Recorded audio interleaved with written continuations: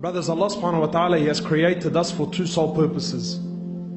Two, nothing more and nothing less. Number one, Allah subhanahu wa ta'ala created you to know Him and to worship Him and Him alone. This is your purpose on earth. Wallahi, I make qasam by Allah Azza wa Jal.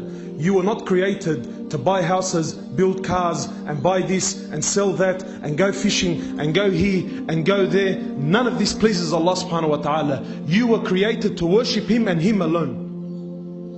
This is your role in this world, to establish deen in your life. And what deen? What deen do I have to establish? The deen of La ilaha illallah, Muhammad Rasulullah. To say that there is no ilah. That there is no ilah. There is no God. There is no power. There is no qudra. There is nothing on this earth except Allah Azza wa Jal. It is Allah who does. It is Allah who makes. It is Allah who breaks. It's Allah who gives. It's Allah who takes.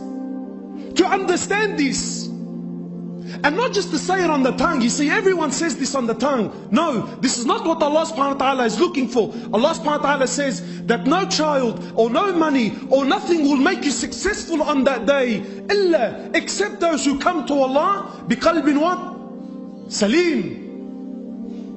With a pure heart, with a heart that has full conviction in La ilaha illallah, with a heart that has no doubt in it whatsoever that Allah is the greatest, Allah is the King, that nothing on this earth can harm you except by the permission of Allah subhanahu wa ta'ala, that your rizq, your sustenance that comes to you, it comes from Allah subhanahu wa ta'ala, doesn't come through your work, doesn't come from your boss, doesn't come because mashallah you're a shatur and you're in the right place at the right time. No, it came because Allah subhanahu wa ta'ala sent it to you. So understand that the king, he's sitting on the throne not because of his progeny, not because of his understanding, not because of his lineage. He's there because Allah put him there. The one who's sweeping and cleaning the streets, he's not there due to his lack of understanding. He's not there due to his lack of education. He's not there because of his progeny or his lineage. He's there because Allah put him there. And your condition now is here because Allah subhanahu wa ta'ala put you there.